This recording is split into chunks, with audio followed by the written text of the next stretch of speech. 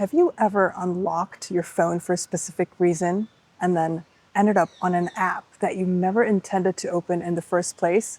10 minutes go by, you're still staring at the screen thinking, wait a second, why am I even here? Why did I even pick up my phone? I've done that more times than I care to admit. It's scary to think about the compounding effects of those 10 minutes can become minutes, hours, days, months, maybe chapters of our lives, or maybe an entire decade of these little, tiny, unconscious moments. Imagine being 90 years old and thinking back at your life and thinking, I don't even remember what I was doing for this huge chunk of it. Not because you weren't traveling or building something meaningful or having adventures or falling in love, but because you were in everyone else's worlds except for your own. We live in a world where cheap dopamine is so abundantly available. Every app is competing for one thing, our attention. Arguably, it's the most valuable thing we own. Every notification, every infinite scroll, every recommendation or autoplay is designed to keep us hooked for just a little bit longer. That's the business model. How can they capture our attention for 2.5 seconds? And honestly, I have so much compassion for us. Never in our human history have we had to deal with something like this before.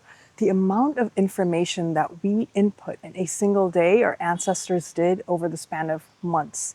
They weren't processing thousands of pieces of headlines and news and videos and hot takes and trends and ads that we do every single day. So we are real-time learning how to navigate this landscape. So why don't we ask the right questions and build a blueprint that works for us? Why? Because if we do not curate our world, the world is going to curate it for us. Nowhere is it more obvious than our lovely dear phones. Let me be clear, this is not an anti-phone rant. I love my phone. I have understood its value the most this year. I've basically been on the road all of this year except for maybe 3 weeks. And this guy is my companion. He helps me pay for things. This little guy helps me navigate from point A to point B. It helps me run a business and create a business. It helps me keep in touch with my loved ones that are 8,000 miles away right now. This little guy helps me capture moments that I want to look back to. The phone isn't the problem. The relationship with it is. I used to be someone that was chronically online. I mean, doom scrolling and just binge watching and constant stimulation. And I remember this one day where it was one of these, tiny unconscious moments. And I had forgotten the most important task of the day because I would end up on a random app that I didn't intend to open. Maybe that's a familiar feeling to you. I was so appalled at myself that I legit quit all the social media apps and I went offline. I lived there for a year. And while I was there, I realized something. Our mind is our home. And giving away just priceless attention to a random video, to a random rant, an algorithm, something is not right there. Why?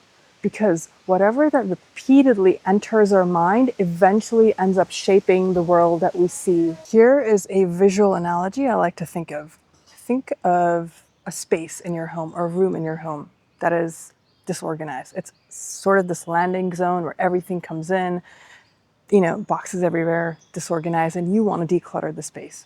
What is the first thing that we do when we declutter a space? Well, we stop bringing new things in. Our mind kind of works the same way. If we want to organize our thoughts, our feelings, we first cut the input. And then, we organize the room and we're like, okay, maybe this little drawer organizers will kind of help me. So then it's a very thoughtful purchase to bringing something new in, intentional. That's the point. And I am harping on this because it is so vital for us to understand this right now. If you've ever traveled internationally, what is the first thing that we do once we deplane? Get in line, we snake around to hit, bam, border control. We got to present a passport, we got to present papers. They might ask us questions. Welcome, yo, but what's up? Why are you in our country? Are you here for business? Are you here for tourist? How long are you going to stay? Where are you going to stay? Are you bringing anything that we should know of? There's a process, there's a filter, there are questions. They're not just going to let any Tom, Dick, and Harry in. So if we were to think of our minds as country, how come we do not have stricter standards about who is entering our minds? Who gets access to your attention? Who gets access to your feelings, to your emotional state, and why? All of these questions will eventually matter. Whenever I talk about online consumption, I have friends being like, yeah, I just go to social media to take a break. I used to be one of those people. But then I had to ask a harder question. Am I resting or am I numbing? Resting leaves me restored. Numbing helps us avoid feelings that we want to feel. And I get it. Life can be hard. All of us are going through a myriad of challenges. Sometimes you're confused, there's uncertainty, you're overwhelmed, or you're going through a chapter in your life that is making no sense. I think that being alive is feeling through life, all of it. The excitement, the disappointment, the joy, the sadness, the happiness, the peace. And the catch-22? Nothing is permanent. Every emotion is going to pass. Every season is going to pass. Every chapter, good or bad, is going to pass. Hell, our innate bodies are going to one day pass. Nothing is going to last forever. So it's completely okay that you're taking a break. Point of my video is just be intentional about who is entering in your mind while you're taking that break. Ask the right questions. Filter. Don't just let anybody into your mind. There's a full chunk of population that has nothing to do with social media. They all just live offline, and that's amazing. I was there for a full year. But then I realized, nah, I want to be in both worlds. I want to be online and I want to be offline. Well, so then how do I balance that? I'm not here to exactly tell you how to do this. We are 8 billion of us on this dear planet right now. That's 8 billion different perspectives. My reality, totally different to yours. What has worked for me is I've become extremely selective about whose content I consume.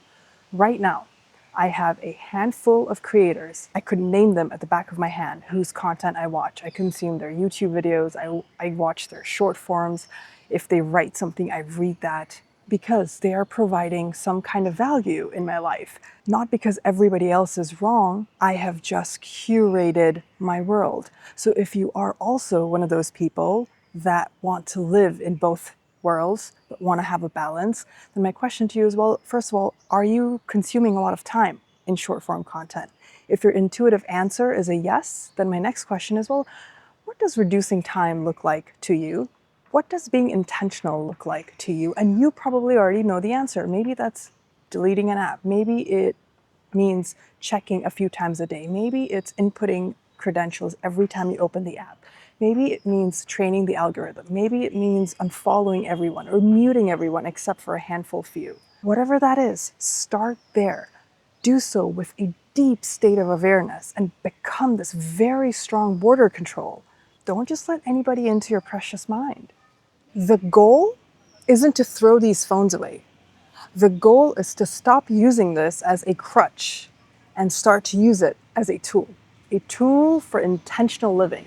One day, we're all going to look back at our lives. And when that day comes, boy, I hope I have stories. I hope we have stories. I hope we have memories. I hope we have experiences and adventures to look back on. I hope we have moments where we felt through life, not just the positive bits, but even the challenges that we overcame. Not just watched someone else's via a screen. So I implore you to begin to curate your world, because if you don't, someone else is gonna.